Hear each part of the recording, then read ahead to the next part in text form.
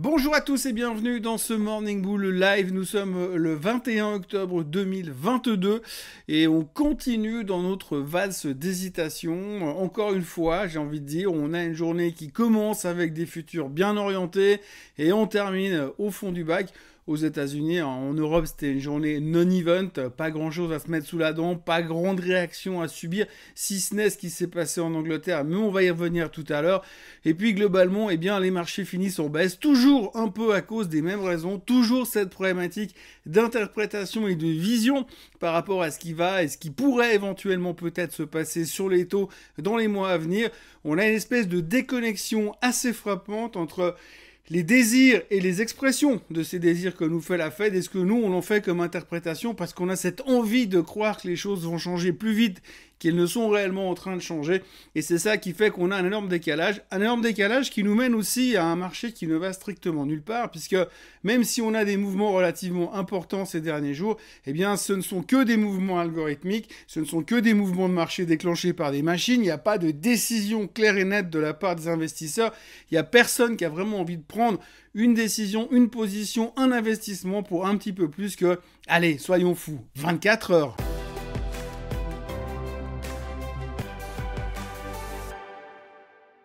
Grosso modo, ce qu'il faut retenir de la séance d'hier, c'est qu'effectivement, nous sommes toujours dans nos mêmes, on va dire, travers, puisque finalement, la seule chose qui nous intéresse aujourd'hui, c'est de savoir ce qui va se passer sur les taux, c'est de savoir comment la Fed va se comporter et à quel moment, éventuellement, peut-être, la Fed va commencer à pivoter, donc passer du côté hawkish au côté de dovish. On connaît l'histoire, on va pas se la refaire encore une fois, mais c'est ce que nous, on espère au niveau des marchés financiers, et tant qu'on n'aura pas une vision claire par rapport à ça, tant qu'on n'aura pas une vision claire comme quoi l'inflation est en train de ralentir, on n'aura pas la possibilité de prendre une décision un peu plus durable.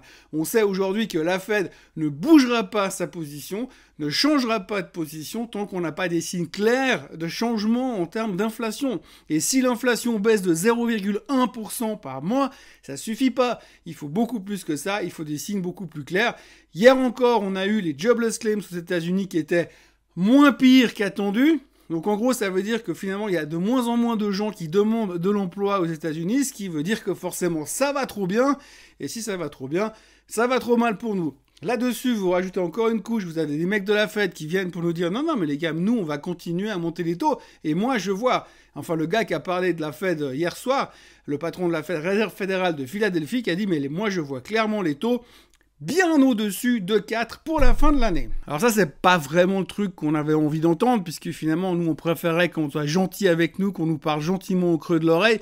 Mais pour l'instant, eh bien, faut être franc, la Fed, eux, ils veulent continuer à monter les taux. On sait déjà qu'ils vont monter les taux encore au mois de novembre. Et là, on est en train de se dire, mais si au mois de décembre, ils nous font encore une jumbo rate du style 0,75, voire pire, 1%, ça nous montrait quasiment à 4/3 sur les Fed Funds à la fin de l'année, et ça, on n'est pas prêt à le supporter. Alors donc du coup, hier soir, on s'est de nouveau dégonflé. Il faut dire que du niveau des résultats trimestriels, tout le monde ne regardait qu'une chose, c'est les résultats de Tesla qui étaient mauvais. Enfin mauvais, on en a parlé hier, mais grosso modo, le titre perdait 7%. Monsieur Musk continue de faire parler de lui parce qu'il veut virer 75% du staff de Twitter.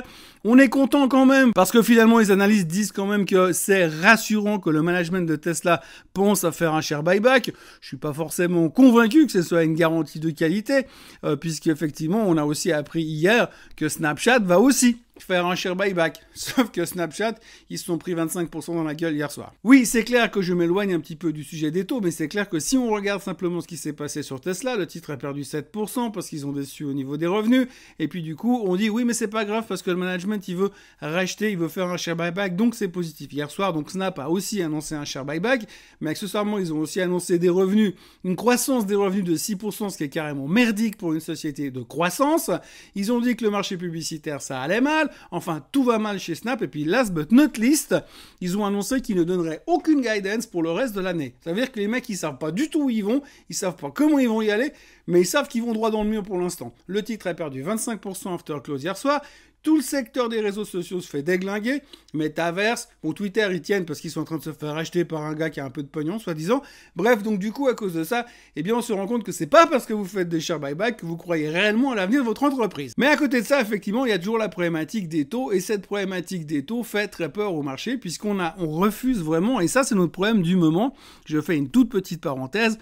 on refuse de croire que la Fed ne veut plus nous soutenir. La Fed veut voir l'inflation baisser, et tant qu'ils n'auront pas de signe clair de ralentissement de l'inflation, il ne faut rien attendre du côté de la Fed. Mais nous, on continue à y croire. Chaque fois qu'ils en parlent plus, on se dit « Ah, ils ont un peu parlé pendant 36 heures, ça veut dire que peut-être ils sont en train de changer d'avis. » Mais non, pas du tout. Les mecs, ils sont complètement focus sur les 2 prochains mois.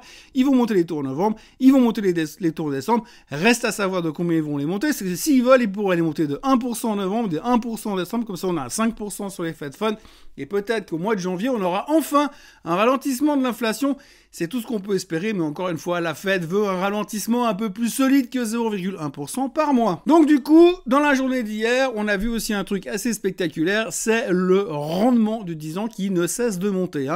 Pour l'instant, on est très concentré sur les graphiques du S&P 500, on regarde les supports, on se demande si ça va tenir, si ça va rebondir, s'il va y avoir un rebond durable de plus de 48 heures. Mais pendant ce temps-là, le rendement du 10 ans ne cesse de monter. Hier, il a touché les 4,26% de rendement sur le 10 ans. Donc ça veut dire que les gens s'attendent vraiment à des taux très élevés à la fin de l'année. Et donc ça continue dans cette direction. Quand vous avez un rendement du 10 ans qui monte, et ben forcément les gens commencent à se poser beaucoup de questions et ça fait peur à tout le monde. Ça fait également peur au sujet du marché immobilier. Le marché immobilier, on en a déjà parlé, eh bien il va pas bien aux États-Unis. Hier, on a encore vu les ventes de maisons existantes aux États-Unis et ça ne va pas bien. On va pas revenir sur les chiffres, mais en gros, le marché est en train gentiment de baisser assez violemment. Par exemple, sur la Californie, on parle d'une baisse de 10% de la valorisation du marché, ce qui est relativement beaucoup pour un marché qui est très cher. Et si vous parlez un peu plus à l'intérieur du pays, eh bien c'est pire que ça. Donc ça va de moins en moins bien. Il est clair qu'aujourd'hui, quand on voit de nouveau les taux hypothécaires à 30 ans aux États-Unis, ils sont passés à 6,94 hier. Je vous laisse faire le calcul sur le prix d'une maison à 1 million. Ça calme un tout petit peu. Et c'est vrai que tout d'un coup, on a des niveaux qui font un tout petit peu peur. Et pour vous donner un petit ordre d'idée, ce qu'il faudra retenir quand même, c'est que 4,26% sur le rendement du 10 ans, c'est des niveaux de taux sur le 10 ans qu'on n'a plus vu depuis 2007. Alors, loin de moi l'idée de faire des parallèles, mais enfin, pour l'instant, le marché immobilier aux États-Unis ne va pas bien et les gens commencent à être très inquiets. Ça nous fait rebondir sur ce qu'a dit monsieur Jeremy Siegel il n'y a pas plus tard que 48 heures, que selon lui, on allait se prendre un crash immobilier majeur ces prochains temps sur le marché américain. Et je suis pas sûr que ça aide le marché à tenir les supports. Puisque l'on parle de supports, eh bien, si on regarde tout simplement très rapidement le chart du S&P 500, eh bien, on voit que pour l'instant, encore une fois, après ce rebond poussif qu'on a eu ces derniers jours, eh bien, on voit que le S&P 500 est en train de repiquer de nouveau en direction des supports des 3585 qui correspondent à la moyenne mobile des 200 semaines. Et donc, le risque, il est que cette fois, quand on voit le niveau des stochastiques sur le graphique, eh bien, le risque, il est quand même que cette fois, on casse de nouveau et qu'on est clôturé dessous. Bon, on sait très bien qu'on a le support des 3500 qui correspondent aux 50% de retracement depuis les plus bas de mars 2020, mais globalement, ça fait quand même très très peur et on est un tout petit peu inquiet de nouveau au niveau des marchés. Ce matin, les futurs sont en baisse, c'est la bonne nouvelle puisqu'on sait que depuis 3 semaines, dès que vous avez des futurs en baisse, eh bien le marché termine en hausse, donc c'est un bon signe pour l'instant. On se raccroche à ce qu'on peut.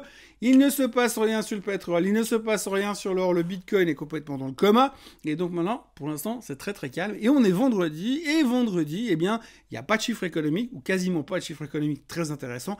Et puis, il n'y aura pas beaucoup de chiffres, on va dire, au niveau des chiffres trimestriels, puisque les grands noms qu'il faut retenir aujourd'hui, c'est Verizon, Schlumberger et American Express. Donc pas de quoi changer la face du monde non plus. Par contre, ce qu'il faudra retenir encore une fois, c'est que les Anglais ont donc perdu leur premier ministre. Donc d'habitude, on parle très très peu de l'Angleterre, mais là, depuis quelque temps, c'est devenu un peu le sketch du moment. C'est vraiment du tout grand béni.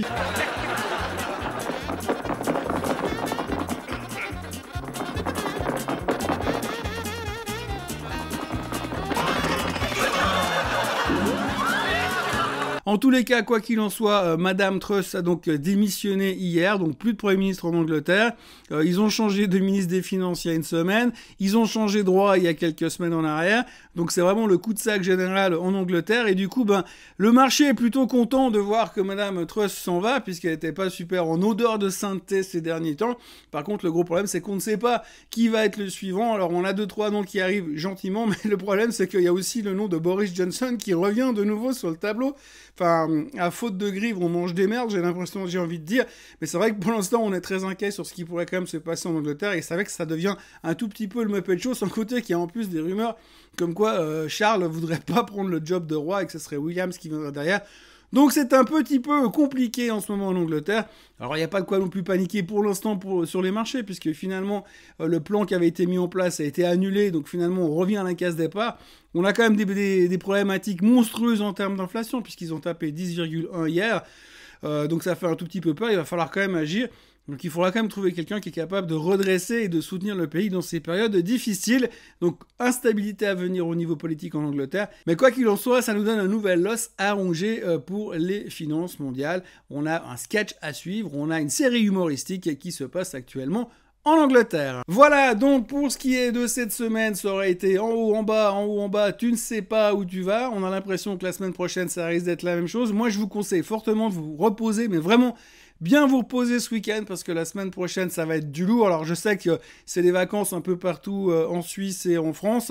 Donc, profitez bien pour ceux qui partent en vacances. Mais la semaine prochaine, ça va être showtime puisqu'il y aura beaucoup de publications. Et en plus, on aura droit à la BCE la semaine prochaine qui vont forcément nous parler des taux. N'oubliez pas de vous abonner à la chaîne Suisse Côte en français. N'oubliez pas de liker cette vidéo, enfin, si vous aimez ces vidéos. Et puis, n'oubliez pas de revenir tout à l'heure pour le Swiss Bliss.